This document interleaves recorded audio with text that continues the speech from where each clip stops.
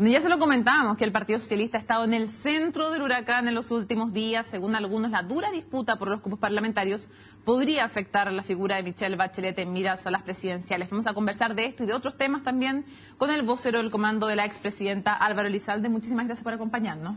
Muchas gracias por la invitación. A ver, ¿qué le parece que Camilo Escalón esté pidiendo investigar todo, pero que en medio de la conferencia en que pide investigar todo lo referente a esta denuncia por la ley de pesca, de aportes de la empresa Corpesca, uno de los pescadores artesanales acuse a uno de los rivales de Escalona, a Espinosa, Fiel Espinosa, y este diga que la denuncia a Escalona es una cortina de humo para tapar el blindaje? Mira, yo no quiero ser parte de esa polémica, y lo quiero decir con toda claridad porque lo que hemos visto en esta semana no le hace bien a la política. Desde el 1 de mayo, cuando ninguno de los dos pactos, tanto el pacto de gobierno como el pacto de oposición, fueron incapaces de generar un acuerdo para tener primarias de pacto, en adelante ha quedado una evidencia que efectivamente los partidos no han estado a la altura de lo que el país está requiriendo. Y en el caso de los partidos de la oposición, no han estado a la altura del liderazgo de Michelle Bachelet. Fue una mala señal, ella lo dijo con toda claridad, y después se ha entrado una serie de polémicas y disputas cruzadas que no le hacen bien a la política. Y por tanto, yo no quiero ser parte de esa polémica. Nosotros como comando, quienes apoyamos a Michelle Bachelet, creemos que hay que hacer la política de una forma distinta. Ella fue categórica en el Bosque cuando dijo que no había vuelto a Chile para ser parte de esta lógica, y por el contrario creemos que hay que ver los temas de fondo. Para entenderlo bien, ¿han acogido los partidos que hasta ahora la respaldan? Me refiero específicamente al PPD y al PS, porque el MAS está en otra situación, pero ¿han acogido los partidos que respaldan la candidatura de Michelle Bachelet el llamado a darle participación a la ciudadanía en la decisión de las candidaturas? Yo reitero lo que he dicho. Los partidos no han estado a la altura del liderazgo de Michelle Bachelet. Pero respecto a la participación ciudadana. En general, no solo respecto de la incapacidad de ponerse de acuerdo para que haya una primaria a nivel parlamentario. ¿Y creo que hay un enorme desafío. No, pero mira, el desafío es el siguiente. Chile se caracteriza por una enorme desigualdad. Michelle Bachelet ha señalado que es necesario enfrentar con decisión la desigualdad. Para eso se requiere una amplia mayoría que apoye reformas que son muy difíciles, pero muy relevantes, y que la ciudadanía está reclamando. Y eso exige, obviamente, que los partidos tengan una actitud en su trabajo político distinto. Y creo que hay que ser muy autocrítico. Yo soy militante de un partido. Fui parte de una directiva, sí, hasta el momento de ser llamado a ser parte de la directiva. Es que mira, hasta ahora me queda claro que el tema de las primarias, había sido uno de los temas que no satisfacía como se habían resuelto a Michelle Bachelet. Pero usted me dice, no solo en el tema de la participación ciudadana no han estado a la altura los partidos, ¿en qué otros temas más no han estado a la altura? Yo creo que hay que hacer un balance de lo que es negativo, que es básicamente lo que ocurrió a propósito de las primarias, pero también un balance optimista respecto a lo que queda por delante. El proceso de construcción de una nueva mayoría es un proceso que va a estar lleno de adelantos, pero también retrocesos. No es un proceso fácil, porque implica por sobre todo un cambio cultural. Aquí no estamos hablando de un dedazo, ni de un liderazgo autoritario que impone una visión de mundo. Estamos hablando de cambiar la forma en la cual se realiza la política. Y en ese proceso, efectivamente, lo que ocurrió el 1 de mayo fue un retroceso. Pero creo que hay que seguir en ese esfuerzo por una razón muy simple. Porque el desafío de construir una lista parlamentaria amplia es imprescindible para efectos de impulsar y hacer realidad las transformaciones que están pendientes en nuestro país. ¿Qué es más importante? ¿Preservar las primarias, lograr concretarlas, o los doblajes? ¿Y por qué se lo pregunto? Porque cuando se le ha criticado a Osvaldo Andrade la incapacidad, entre otros, del PS para hacer primarias legales o convencionales incluso, él ha dicho que va a hacer caso a Michelle Bachelet respecto a la participación y las primarias, pero también que ella le pidió doblaje. Entonces aparece el tema de la necesidad de conseguir doblajes como una excusa para no hacer las primarias también. Bueno, lo que pasa es que no hay contradicción entre ambos procesos. Porque desde el momento en que se inició la negociación entre los partidos, por lo demás, no está en tabla que hubiera necesariamente 60 primarias, pero sí un número significativo de primarias en aquellos lugares donde había disputas, y ahí hubo incapacidad evidente. Eso no obsta que efectivamente respecto a los distintos candidatos hay que hacer el mejor esfuerzo para obtener los mejores resultados, y eso por una razón muy simple, porque con la Constitución actual, con el sistema binominal y con los quórums de la los quórums supramayoritarios para reformar leyes que son muy relevantes, se requiere obtener el mejor resultado electoral. Y por tanto, plantear una contradicción entre ambos objetivos, yo creo que es una dicotomía falsa, porque ambos desafíos se pueden resolver de muy buena manera y en forma complementaria. Para entenderlo clarito, Michelle Bachelet es partidaria de que en las senatoriales de Los Ríos y Los Lagos se hagan o no primarias. Michelle Bachelet ha señalado un principio general que es que se realicen primarias. Ahora, si tú me preguntas, distrito por distrito, circunscripción por circunscripción, no le estoy preguntando específicamente por 2 circunscripciones. Pero se lo digo con no toda más. claridad. Tendrán que ser los partidos los que tendrán que evaluar la forma en que se realiza. Pero ella ha sido categórica. No la ha señalado 1, 2 o 3 veces. Lo ha señalado todas las veces que ha sido consultada. Ella cree que el mecanismo de primaria es un muy buen mecanismo para definir los liderazgos que van a competir a las parlamentarias. Tanto es así que ella misma se somete a primaria y está predicando con el ejemplo. Marca más que todos los otros candidatos juntos en la encuesta y, sin embargo, vuelve a Chile, anuncia la candidatura presidencial y participa activamente en una primaria. Y si hay una persona que ha sido consecuente en esta materia, ha sido precisamente Michelle Bachelet. Entiendo, pero usted como vocero me puede decir qué prefiere Michelle Bachelet respecto a los ríos y los lagos, que se hagan o no se hagan primarias. Pero es que yo le reitero respecto al principio general. Sí, pero me gustaría saber si ese principio general se aplica en este caso o no. Es que lo que yo le quiero señalar es que aquí nosotros tenemos que buscar la forma en la cual efectivamente se utilizan las primarias de manera adecuada. Y eso implica analizar distrito por distrito y circunscripción por circunscripción.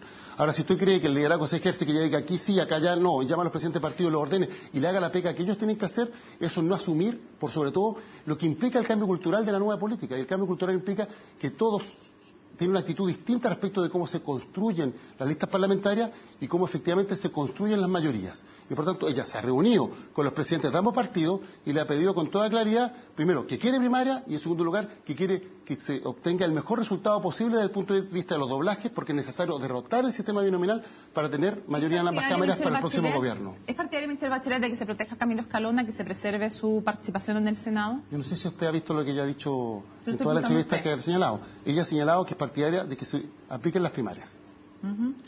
A ver, respecto de los cambios que hay que hacer al financiamiento de las campañas políticas, ¿cree Michelle Bachelet que hay que hacer algún cambio? Porque, por ejemplo, el día de hoy, a partir de cierto monto, los montos más bajos son anónimos, pero a partir de alrededor de 500.000 pesos son reservados. Eso quiere decir que el CERVEL y también el candidato sabe, pero no tiene obligación de decir públicamente quién dona.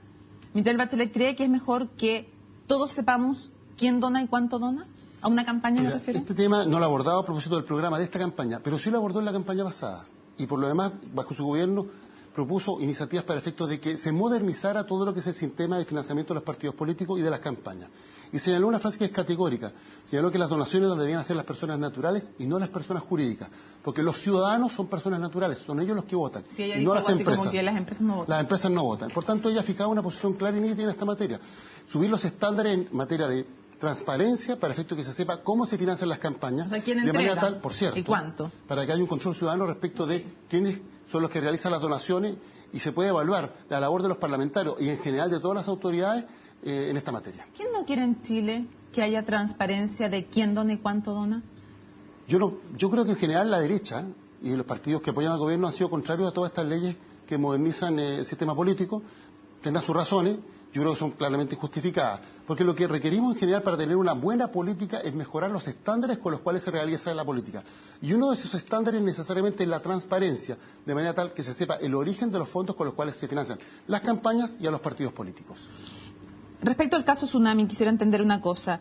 Michelle Bachelet ha dicho que ella estaba al mando, pero también ha dicho que los que estuvieron en la ONEMI hicieron lo que pudieron con la información que tuvieron y que trabajaron un poco a ciegas. Esas fueron sus palabras textuales. Sí.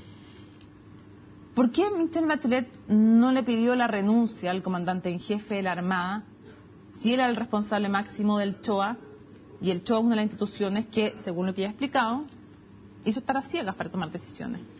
Mira, en esto hay que ser bien claro y entender el contexto. El terremoto se produjo a pocos días del término del gobierno de Michelle Bachelet.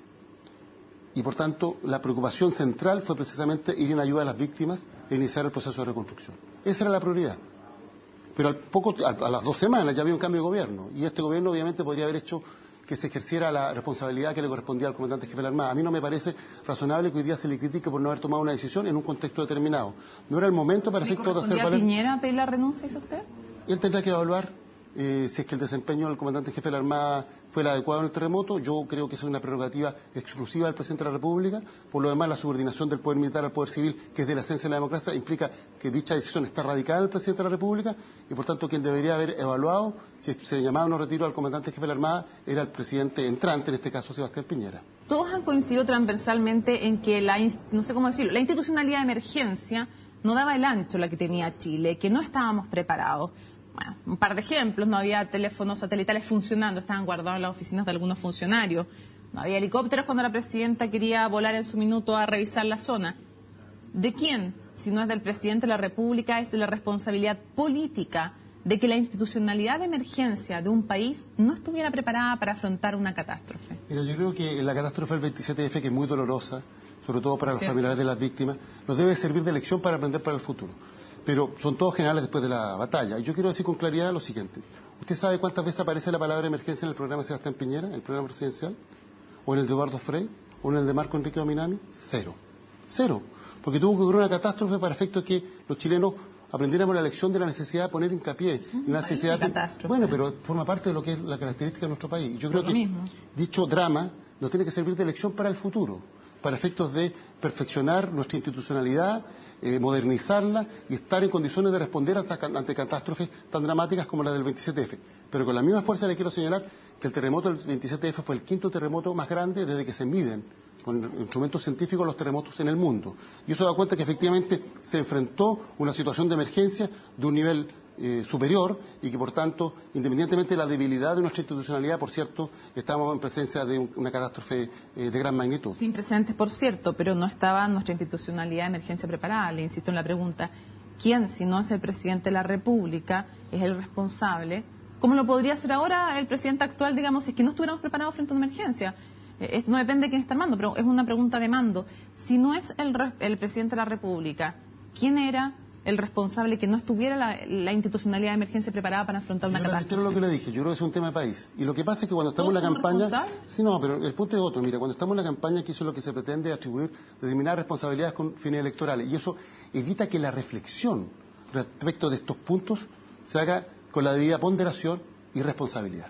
Porque lo que hemos visto a propósito del 27F es una campaña sistemática de descalificaciones con el objeto de obtener dividendos políticos de corto plazo y tratando de instrumentalizar el dolor de los familiares de las víctimas. Lo vemos a propósito de la presentación que hace el abogado Raúl Mesa, un abogado que fue por la Corte suspendido del ejercicio profesional por faltas éticas en el pasado. Si no, pregúntenle al ministro Mañalich, que conoce de cerca lo que fue esta situación. Y lo que aquí ha habido, lamentablemente, es un afán de instrumentalizar esta situación dramática con el objeto de obtener dividendos políticos. Yo creo que las campañas son malos momentos para efecto de realizar una reflexión adecuada en esta materia, porque hace que en la contienda electoral se produzcan este tipo de hechos. Y creo que de todas maneras nosotros como sociedad debemos reflexionar y aprender las lecciones de lo que fue el 27F para efecto de estar mejor preparados para el futuro, sobre todo en un país que enfrenta sistemáticamente catástrofes como es el caso de Chile. Ahora, yo se lo estoy preguntando a usted como se lo he preguntado a hartas personas y no en el marco de una campaña, se lo pregunto como periodista porque uno quiere saber de quién es la responsabilidad de las cosas que van pasando. Como uno se preguntaría, ¿de quién sería responsabilidad hoy día, por ejemplo, si tenemos un terremoto de esa magnitud y no estamos preparados? Bueno, pues yo ya le reiteré, ya le dije cuál fue mi respuesta. Usted está en el legítimo derecho de preguntarme lo que quiera. Yo tengo el legítimo derecho, es parte de la libertad de expresión, de contestarle como me parece más conveniente. Ahora, Asamblea Constituyente es una campaña marcar AC que están haciendo un grupo de ciudadanos.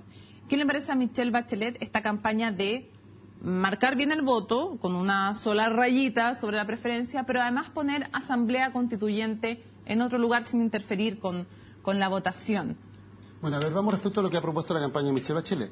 Michelle Bachelet ha propuesto la necesidad de tener una nueva constitución. El marco político constitucional en Chile no es el adecuado. Primero porque todavía tiene ciertos enclaves autoritarios que vienen del origen de esta constitución concebida bajo la doctrina de seguridad nacional en el contexto de la Guerra Fría, que es una constitución contramayoritaria, que establece trabas para que la mayoría se exprese en forma adecuada.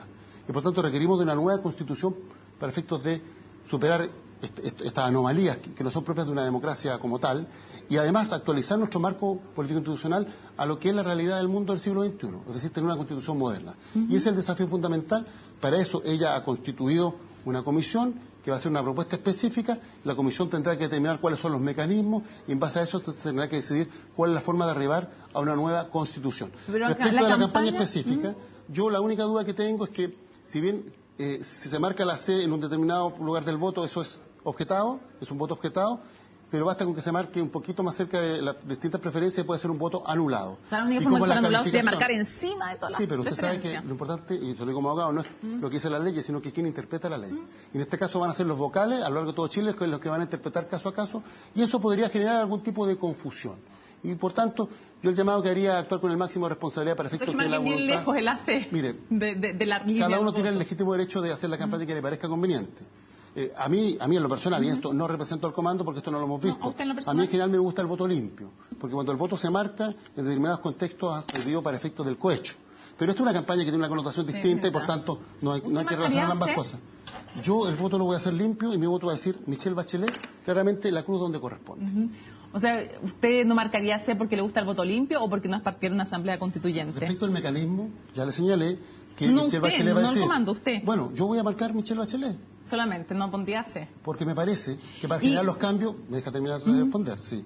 Porque me parece que para generar los cambios que están pendientes en nuestro país, la voluntad que debe expresarse en la próxima elección debe ser categórica y nítida. Michelle Bachelet marca mucho en la encuesta, pero ella requiere una amplia mayoría, no solo para ganar la elección presidencial, sino que para tener respaldo parlamentario. De lo contrario, todas las demandas que están pendientes en nuestro país, todas las demandas que la ciudadanía ha hecho pública de manera tan patente en el último tiempo y que están recogidas en las propuestas programáticas de Michelle Bachelet, no se van a poder hacer realidad. Y de ahí la necesidad de tener un gran respaldo en las primarias y, por cierto, en la elección presidencial del 17 de noviembre. Nos queda súper poquito tiempo y dos cosas que no quiero dejar de preguntarle. La primera, ¿qué le parece que Cheire, Alaman y hasta Francisco Vidal se hayan equivocado en algo tan básico como no entender que un voto marcado fuera de la línea de expresión es objetado y no es nulo? ¿Qué le parece que autoridades de ese nivel se hayan equivocado en algo tan básico de la ley electoral? Quizá faltan clases de educación cívica en nuestro país. Y respecto a otro tema que tampoco quería dejar en el tintero, ¿qué le pasaría a un ministro de Michelle Bachelet si tiene un encontrón como el que le vimos a Evelyn Matei y el que denuncia Osvaldo Andrade? Él dice que le sacó la madre, Evelyn Matei dice que no insultó, pero en el hipotético caso que eso fuera verdad, ¿qué le pasaría a un ministro de Michelle Bachelet si tiene una actitud así con un parlamentario? A ver, yo se lo respondo de la siguiente manera.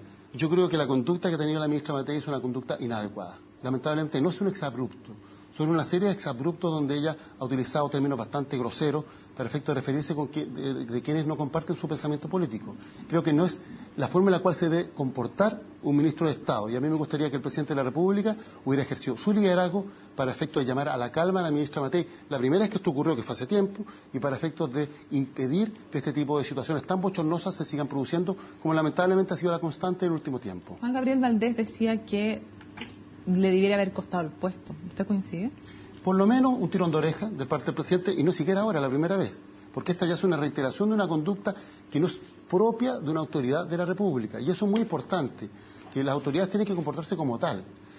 Lamentablemente, bueno, este gobierno se caracteriza por ese tipo de actitudes, que han sido la actitud de la calificación, de las campañas sucias, y lamentablemente, que sea la expresión más nítida que llega al límite de la grosería, es la de Evelyn Matei, pero la lógica agresiva de la campaña ha sido impulsada desde el gobierno con un rol protagónico de muchos ministros de Estado. Álvaro Elizalde, muchísimas gracias por acompañarnos en CNN Prime. Muchas gracias por la invitación.